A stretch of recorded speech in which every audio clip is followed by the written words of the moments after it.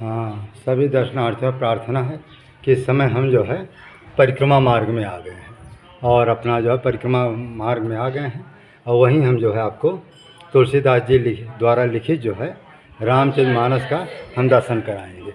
चलते हैं। ये महाराज जी का जो है, हाँ, लीजिए थोड़ा उसको दिखाइएगा। मैं थोड़ा मेरी भी फोटो संग में आ जाएगी जी। आ रही है पूरी आ रही है। ये जो है तुलसीदास जी महाराज जी मेरी भी आ रही है। हाँ। और थोड़ा दूरी हाँ आ रही है। ये तुलसीदास जी महाराज जी जो है उनके हाथों की लिखी हुई, वैसे तो उन्होंने भोजपत्र में लिखा है। इसका एक दृष्टांत हम आपको सुनाते हैं कि जब तुलसीदास जी के सामने जो है ये ग्रंथ की रचना करना शुरू किए तो कलम किसने दिया? भगवान शंकर जी ने दिया। अभी हम सुनाते हैं इसको।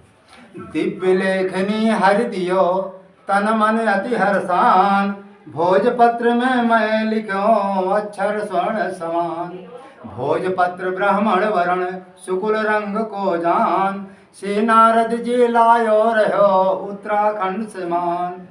से रामायण मानस कहें राम ब्रह्म स्थान, पढ़े सुने जो ग्रंथ आता को हो कल्याण।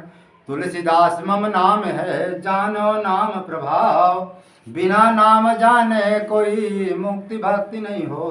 कहने का अर्थ यह है कि जब ये तुलसीदास जी रामचरितमानस की रचना किया तो कलम किसने दिया? भगवान शंकर जी ने दिया। भोजपत्र कहाँ से आया? उत्तराखंड से आया।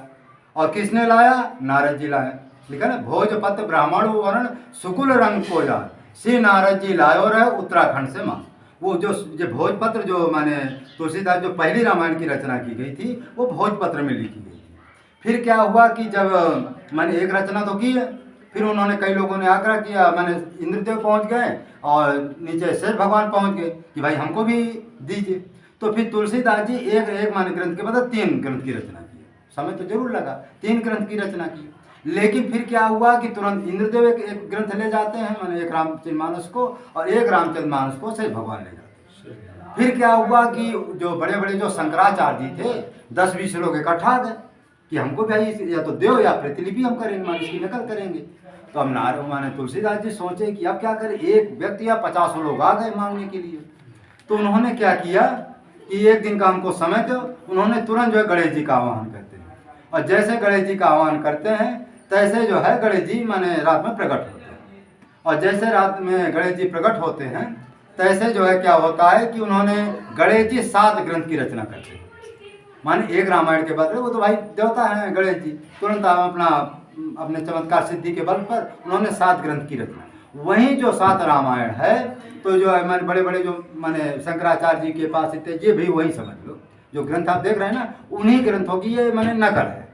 माने तुलसीदास जी की लिखित मानी ये रचना है, ये जो ग्रंथ अभी देख रहे हैं। तो ऐसे जो है रामचरितमानस की रचना। फिर क्या हुआ कि ये तो हमारे परमहंस श्री गंगाराम परमहंस श्री राममंगलदास जी के सामने तुलसीदास जी स्वयं प्रकट होकर ये पद लिखवाए।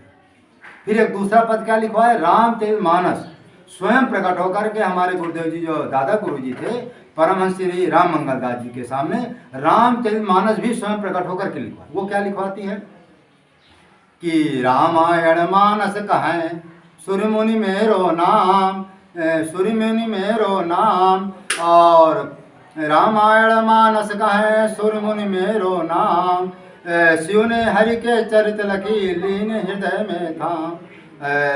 जो चरित शिव ने लखो सो मोहि दीन लिखाए। तो कहते हैं कि जब मैंने रामचरितमानस जब प्रकट हुई उनके सामने तो कह रही कि ये जब राम जी मैं परमहंस श्री राममंगलदास जी के सामने कह रही कि ये मेरा नाम क्या है? रामचरितमानस है। और सूर्य मुनि सब का माने देवी देवता सब मुझे क्या कहते हैं? रामचरितमानस कहते हैं। और जो हरि के चरित्र को लखे लीन हृदय में, जो माने भगवान शंकर जी अपने हृदय में रामचरितमानस को रखा था, वही रामचरितमानस को बाद में तुलसीदास जी को लिखा। जो शिव ने हर चरित्र के लिखी लीन हृदय में, वही रचना को तुलसीदास जी को माने भगवान शंकर जी ने लिखाया। और फिर क्या कहते हैं? अष्ट सिद्धि नवनिधि की दानी। ये रामचरितमानस जो है अष्ट सिद्धि नवनिधि की माने देने वाली। और क्या है? अष्ट सिद्धि नवनिधि की दानी, दीन तुम्हें मन भावनी। माने तुमको हमने मन में जो है रमण करने वाली, तुमको मैंने ऐसा हमने बना दिया। रामचरितमानस के। और क्या कह रहे हैं कि धूप आरती मंगल फूला चंदन भोग समय अनुकूला। जो इसकी जो है माने आरती करेगा, पूजा करेगा, भोग लगाएगा, चंदन भोग समय अनुकूल। जी ठाकुर जी कम नहीं आरती पूजा करते, जो इस तरह से रामचरितमानस की जो है आरती करेगा, पूजा करेगा। और क्या कहते हैं, उर तुमरे सब तीर्थ निवास, राम सिया सुरमु निवास। कहते हैं कि उर तुमरे सब तीर्थ निवास, पूरे तीनों लोगों में 3.5 करोड़ तीर्थ। और 3.5 करोड़ तीर्थ कहाँ है, रामचरितमानस में है। तो रामचरितमानस में 3.5 करोड़ तीर्थ का वास है कि माने एक जन्म क्या कि 10 जन्म कोई माने भ्रमण करेगा तीनों लोग में, वो 3.5 करोड़ तीर्थ का माने नहीं जा सकता। लेकिन रामचरितमानस को जो पाठ करता है, आरती पूजा करता है, भोग लगाता है, उसको 3.5 करोड़ तीर्थ का फल मिलता है। और क्या कहते हैं, राम सिया सुर मुनि ऋषि बात, माँ सीता राम जी विराजमान है, ऋषि मुनि सब बात, माने जितने ऋषि मुनि हैं वही रामचरितमानस में सब बात करते हैं। और क्या होता है, धूप आरती मंगल फूला चंदन भोग समय। जो इसको बाकायदे जी नहीं लोग आरती माने रामचरितमानस को रख करके, ये ठाकुर जी नहीं आरती करता, धूप करता, पुष्प चढ़ाता, जो ऐसा करता है तो चंदन भोग समय तब तुम उनको दर्शन दीजिए। अब तुम जाए जगत ऐसा। हे रामचरितमानस कह रही, मैं फिर जाकर उसको दर्शन देता हूँ, अब मैं जाकर संसार में जाकर अपना जस कमाऊंगी, मानी रामचरितमानस। और क्या होता है, काग भुसुंडी और जाग बलिकमुन 4 युग प्रचार हैं। तो माने रामचरितमानस कह रही कि मैं जब जाऊंगी धरती में तो मुझे जो है काग भुसुंडी जी और जाग बलि जो है 4 युग में मेरा प्रचार करें। और क्या करेंगे कि बालक वृद्ध तरुण नर नारी सब हुई हैं तुम्हारे अभिप्राय। जो बालक है, वृद्ध है, तरुण नर नारी सब तुमको गाएंगे और सुनेंगे और तुमको मानेंगे। क्योंकि आजकल देहात में भी 1-2-4 ठोपत दोहा सबको याद कर लेता है। फिर क्या होता है, तन मन प्रेम लगाकर करे दंडवत जौन, तिनको हम भूलब नहीं जावे है। क्यों रामचरितमानस कह रहे कि जो तन से मन से रामचरितमानस की मन दंडवती करता है, प्रणाम करता है, तो कहते क्या है, तिनको हम भूलब नहीं जावे है को। तो रामचरितमानस कहते हैं उस व्यक्ति को हम भूलते नहीं है। वो कहाँ जाएगा, हरिभव मान्य होता भगवान का वैकुंठ। वो व्यक्ति मानने के बाद मन वैकुंठ जाता। और क्या होता है, सत्य दीन बतलाए जैसे मम उत्पत्ति। तो रामचरितमानस कह रहे कि जिस तरह से हमारी उत्पत्ति हुई है वो रामचरितमानस को मैं रामचरितमानस कह रहे वैसे तुमको बता। मम राम सत्य दीन बतलाए जैसे मम उत्पत्ति, मानो वचन हमारा, ये मेरा माने हमारा वचन है। मानो मम वचनाए और सृष्टि जगत सी है, पूरी सृष्टि है वो सब जो है राममयी है और इसके सिवा कुछ नहीं है। और रामचरितमानस कहीं मेरा ऐसा वचन मान, ऐसा रामचरितमानस का अपार महिमा है। और इस तरह से जो ये रामचरितमानस को पढ़ते हैं, सुनते, इसलिए इसकी अपार महिमा। अब समय की शॉर्टेज है, फिर और बताते। और इसकी हम माने थोड़ा व्याख्या बताते। हाँ, ये क्या है कि इसका नाम है राम जानकी राम जानकी महलन, कुछ ऐसा नाम है, हाँ राम जानकी महलन। इसके ऊपर पहाड़ के ऊपर जो है नर हरियानंद जी का वो है, क्या है, तपोभूमि। मैं स्वयं गया था एक बार, आज से 20 साल पहले मैं ऊपर गया। पहाड़ के ऊपर में आज भी बना। हाँ, तो वहाँ क्या है कि ये लगभग 4x6 की जो है, एक जो है हमारे शिवाला जैसा बना। मैं देखा, मेरी आंखी देखी बात। अरे वो अब मिट गया, सोना चांदी वाले सारे खोद खाद डाले। नहीं तो मैं जब 20 साल पहले गया था तो वो मंदिर बना। ये है अभी मंदिर थोड़ा बहुत बना है, हनुमान जी हाँ, नमूना बना। तो मैं जब उसमें गया तो मंदिर बाकायदे बना है। लेकिन मैं इन्हीं आपके जो पिताजी से पूछा कि इसमें कोई साधन भजन कर सकता है, कहा नहीं, इसमें 5 फन का एक शर्त होता है। हाँ, बता रहे हैं कि रात में क्या है दिया भाई, कामतगिरी का मतलब क्या है, इसी की महिमा आपको सुना। कामतगिरी को कहते हैं कामतगिरी भे राम प्रसादा अवलोकत अफर। कहते हैं उसमें कई कामतगिरी जो है साक्षात राम जी का विग्रह है, शालिग्राम स्वरूप है। ये बताओ कोई शालिग्राम में राम जी के विग्रह के ऊपर चढ़ेगा? तो इसलिए इसमें चढ़ना ही निषेध है। क्यों चढ़ना निषेध? केवल इसमें वो व्यक्ति चढ़ सकता है जो आत्मज्ञानी हो, जो समाधि लगाए। सीधा वहां क्षमा याचना मांग कर तू बस सीधा चढ़े और कह दे कि प्रभु मैं समाधि लगा, तो उसमें जाकर समाधि में लीन हो जाए, ना खाए ना पिए ना डोल डाल ना लाइटिंग मारे, तब तो उसमें कोई रह सकता। अन्यथा वो उसके ऊपर जाना ही नहीं सकता। और साधारण व्यक्ति को बिल्कुल नहीं जाना चाहिए, क्योंकि भाई शालिग्राम स्वरूप है, पैर ही रखना गुनाह है। भाई शालिग्राम स्वरूप है, पैर रखेंगे अपराध ना हुआ, तो इसमें पैर रखना ही, ऊपर में चढ़ने गुनाह। इसीलिए भगवान के 4 द्वार नीचे बना दिए गए हैं, भविष्य में कोई भी ऊपर न जा सके, नीचे जा। तो ये अच्छा, इसकी मैं और महिमा इसकी सुनाऊं। इसकी में लिखा है कि फिर चलो इसका तो मानिए। अच्छा, यही जो है तुलसीदास जी बगल, यही तुलसीदास जी को सर्वप्रथम जो है राम माने राम जी और लखन जी के दर्शन। हाँ, ये पीपल का पेड़ है। तो यहाँ क्या हुआ कि तुलसीदास जी बैठे थे। अब बैठे क्या हुआ कि भाई हनुमान जी तो कह दिए थे कि वहाँ परिक्रमा मार्ग में जाओ, ब्रह्मकुंड के, ये ब्रह्मकुंड है, ब्रह्मकुंड के पास जाओ, यही तुमको राम जी के दर्शन हो।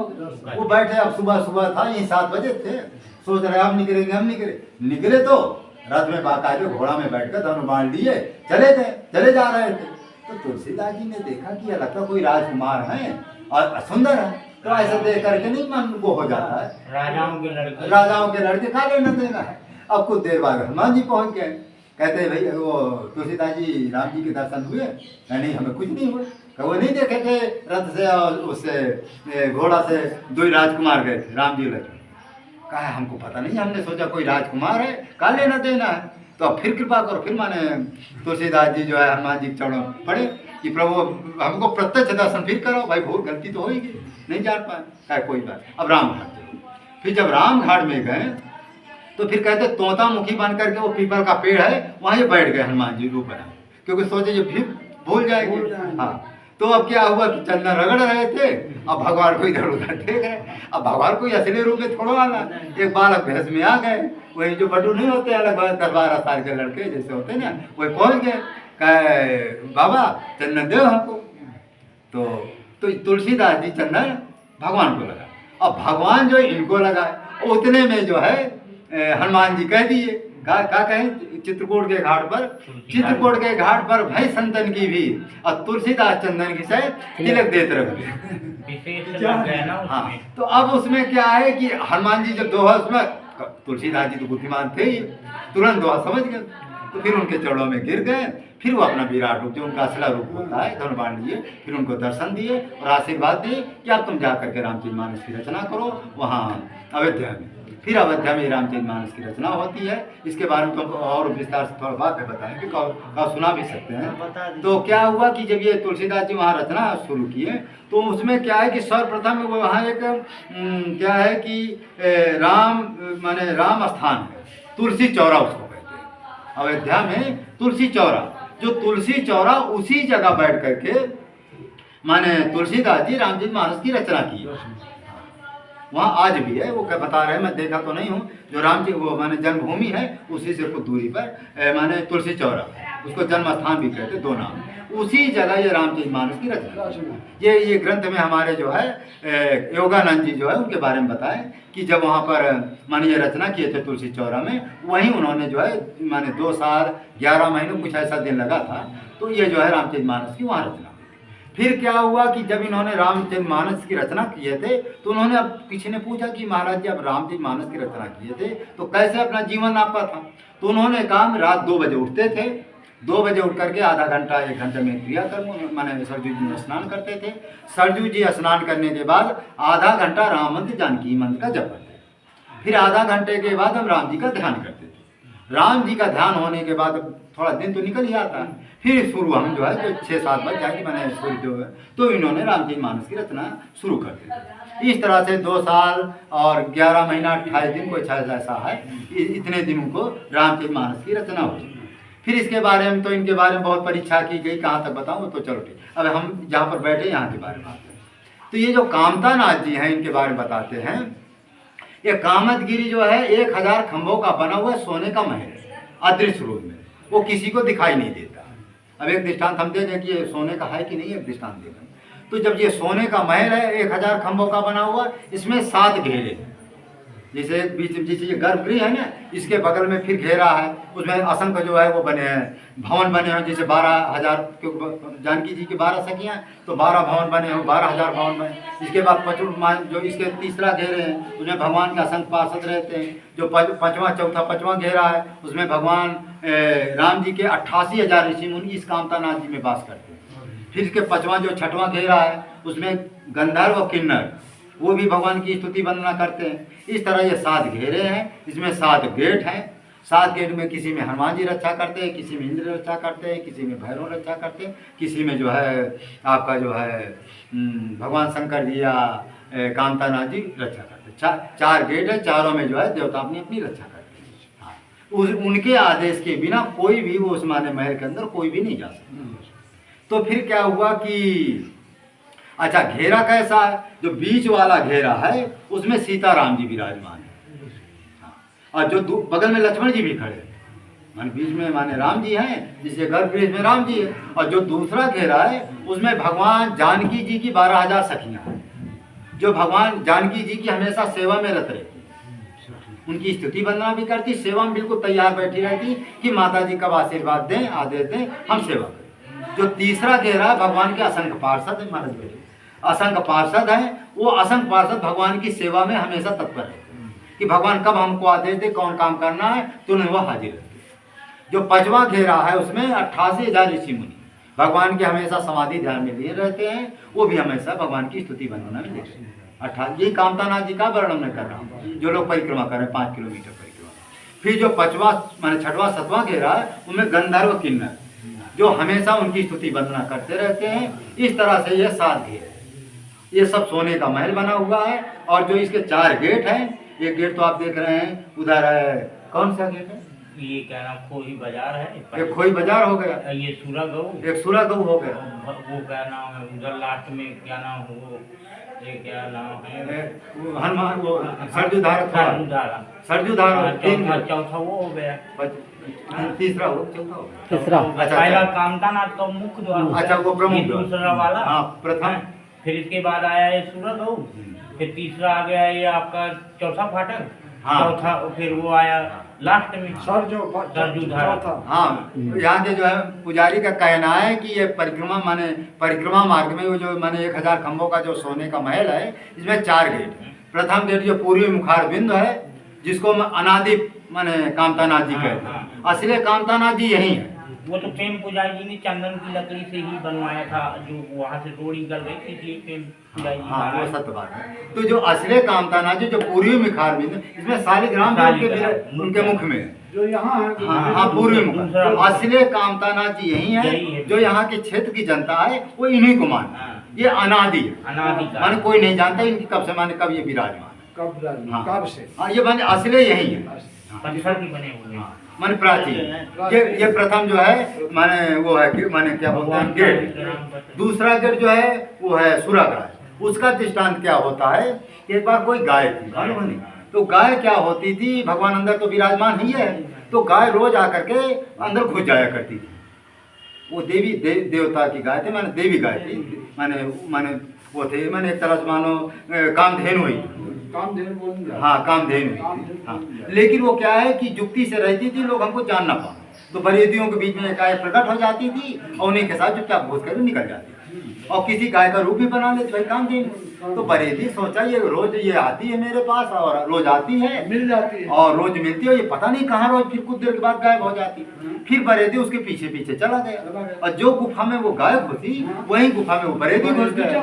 हाँ, और देखा वहाँ राम जी, लक्ष्मण जी और जानकी जी, माने राम जी और जानकी जी विराजमान है, और लक्ष्मण जी खड़े, वो तुरंत दुहे और भगवान को दिए। और ये जब पहुँचे तो देख करके आश्चर्यचकित हो गए।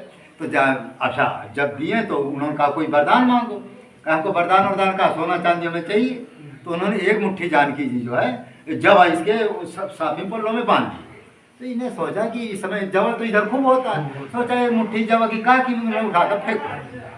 अब 2-4 ठो जवा उमर लग जाते, कपड़ा काटने में लग, हाँ लग गए। अब वो जब वहाँ गए तो मोती बन गया, इतनी कीमती मोती। फिर दौड़ा आया, और गेट उसी समय बंद हो गया, तो गायब हो गया, वो पता नहीं चला कहाँ क्या। आज भी वो गेट बंद है। हाँ गेट थोड़ी बहुत खुला हुआ। तो अब क्या हुआ कि जो जवा था उसे खोजने लगा। अब भाई दिव्य जवा वो काहे मिलेगा, फिर बेचारा जो है दुखी वो गुफा का भी खोजा, लेकिन कहाँ गुफा मिलने वाली, कहाँ वो जवा मिलने वाली, भगवान माता जी का। अच्छा उसको ना फेंकता तो करोड़पति बन जाता, भाई माता जी का है, कोई साधारण जो मोती थोड़े थी। फिर इस तरह से माने वो बरेदी को यहाँ एक सुरा गाय में भगवान ने दर्शन दिया, प्रत्यक्ष प्रमाण। फिर दूसरा प्रमाण है बराह के हनुमान। बराह के हनुमान जी में एक अभी पुजारी है, उनसे मैं बात करा सकता हूँ। आज से 10-5 साल पहले की बात। तो क्या होता था, 3 बजे रात को ऊपर से घड़ी घंट की आवाज़ आती, ऐसा लगता था कि उसमें तमाम देवी देवता जो अभी नहीं दृष्टांत दी, वहाँ तमाम देवी देवता जो है भगवान की स्तुति कर रहे हैं। ऐसा खूब तेजी से घंट की आवाज आ रही किसी ऊपर नहीं उधर बराज मानी खोई की तरफ एक पुजारी बता रहा था अपनी माने कान की सुनी। भाई देखा तो कोई देखेगा तो नहीं, तो फिर भाई नहीं है ये सही हाँ। तो क्या हुआ कि घंट की आवाज आ रही थी। अभी आपके पिताजी थोड़ी बहुत जानते हो तो भगवान नहीं जाने। ये सही वृत्तांत जो आप बता रहे हैं आज भी वहाँ है। हाँ तो क्या घंट की आवाज आ रही थी, तो उन्होंने कहा महाराज जी मेरी देखी ले 5 साल पहले सुनाई देता, अब नहीं सुनाई देता। तो कलयुग इतना बढ़ गया, पाप इतना बढ़ गया है कि लोगों को ज्ञान भी नहीं है। फिर क्या हुआ कि ये बात हमको बताया जो पुजारी है बहुत वृद्ध हो गया, लगता है मर गया कि भी। हाँ तो वो बताया। तो इस तरह से अच्छा जो तीसरा गेट कहाँ पर है, जो सरजू धारा है ना, वहाँ का दृष्टांत हम आपको बताऊं। जो यहाँ सरजू धारा से 100 साल 50 साल पहले वहाँ पानी गिरता था, 12 महीना पानी। लेकिन कारण क्या था कि यहाँ की औरतों ने जो है उसमें नहीं वो जो बच्चा जो पैदा होता है ना, उसमें अपना जो गंदगी धो दी उसे। भाई देव नदी है। अब ये ब्रह्मकुंड की ये नदी है ना, 12 महीने ये 12 महीने में स्नान किया हूँ महाराज। यहाँ से 12 साल पहले मैं 1.5 महीना रहा हूँ, पानी गिरता पानी बहता था, मैं स्नान किया और डेली स्नान करता। इसी को कहते हैं पैसुनी नदी। पैसुनी नदी इसी को कहते हैं, खुदाई उदाई हुआ उसका भी पानी गलाया है। हाँ स्रोत मिला। इसी को यही ब्रह्मा जी जग किए थे, ब्रह्मकुंड है ना, यही ब्रह्मा जी जग किए थे। और ब्रह्मा जी जब जग किए थे यहीं से पैसुनी नदी का प्रकट। लेकिन अब यह है कि औरतें यहाँ की गंदी संदी है, अपना नहीं गंदी होती। तो ये सब देवत्व जो नदियाँ हैं धीमे धीमे लोग वही बात वहाँ। तो वहाँ एक महात्मा से बताया कि महाराज जब हम पुराने महात्मा थे, कहा जब हम आया था तो ऊपर से तुलसी और फूल बिल्कुल ताजे रोज अपने आप गिरते थे, बह जाते थे। बरसातों सब का समय नहीं पानी के साथ बहते थे। ये भी प्रमाण है कि इसका मतलब ऊपर ऐसा है। फिर वहाँ एक सरजू तालाब है, दृश्य रूप इसके माने अंदर एक सरजू तालाब है। और आज भी जब ये बरसात में पानी जब गिरता है, पानी बंद हो जाए 10-20 घंटा के बाद जब वो माने ओवर हो जाता है, भर जाता, हाँ जब पूरा भर जाता तो कई दिनों तक वो चलता रहता है। फिर उसी के नीचे जो है वो है वो कौन सी गंगा है, चरण गंगा। चरण गंगा होकर वो नीचे देखो ना वो तालाब के सब उसमें भर जाता है। लेकिन अब वो क्या है कि ये पापियों की वजह से वो भी धीमे धीमे बंद। ऐसे बहुत से दृष्टांत है। एक और दृष्टांत यही की बात बताते हैं। एक महात्मा जी थे, पंडित जी हैं, अभी की बात, पंडित अपने मुख की बात बता रहे। क्या है कि वो ऊपर किसी बार कारणवश चढ़ गए, तो वहाँ देखी कि एक ऋषि जो है मैंने लंगोटी पहने है और हमको दर्शन दिया और अंदर वो घुस गए। और मैं ये अच्छा यहाँ के बरेदी थे तो गाय वाय ऊपर चढ़ जाती, ये भी चलते चलते चले गए। तो शाम हो रही थी, मैंने गाय को खोदते गए तो महात्मा ने कहा कि भाई ऐसा करो तुम यहाँ से चले जाओ। लेकिन इसके मन में आओ कि महात्मा कहाँ जा रहा है, यहाँ के पंडित बहुत हटी होते हैं।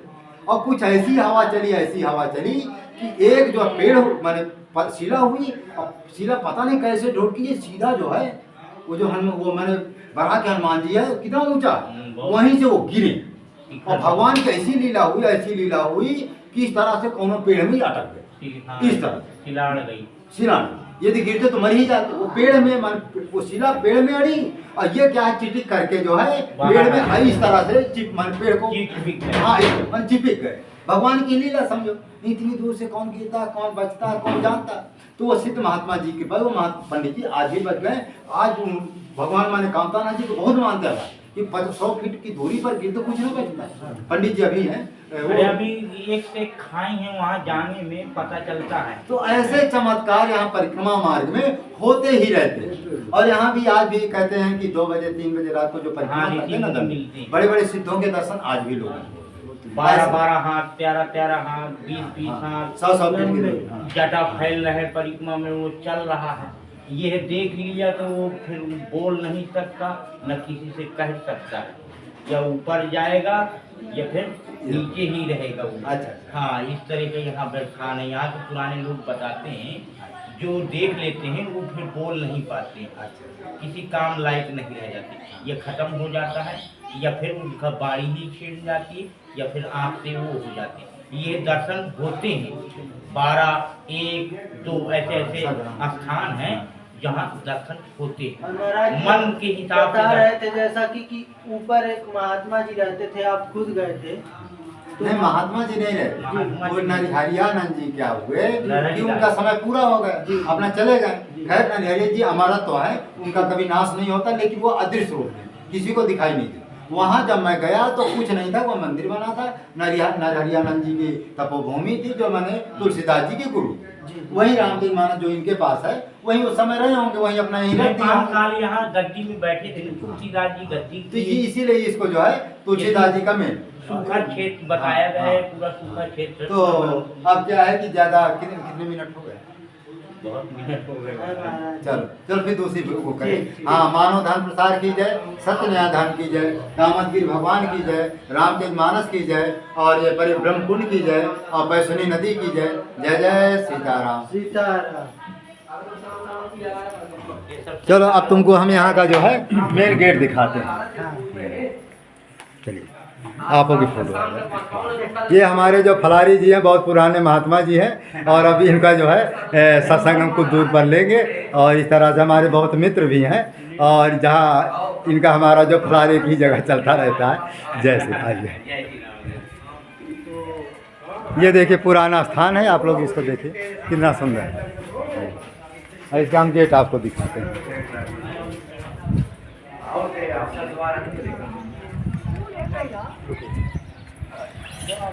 ये इसका मेन गेट कहाँ लिखा है?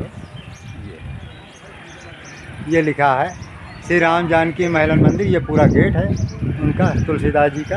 ये लिखा है हस्तलिखित रामचरित मानस, नहीं है ये हस्तलिखित श्री रामचरित मानस। और बस और क्या, ठीक। जय श्री राम। जय श्री। ये जो है नरहरियानंद जी महाराज जी की जो है ये तपोभूमि है, ये उनकी यज्ञ स्थल है। ये देखिए आप देख रहे हैं। और इसके ऊपर जो है नरहरियानंद जी को जो तुलसीदास जी के गुरु जी थे, उनका ऊपर जो है इसी तरह छोटा सा जो है 6 बाई 6 का छोटा सा मंदिर बना हुआ है। ऊपर हम एक बार गए थे, बस और क्या। ये कामता नाथ जी पर्वत है। जय श्री राम।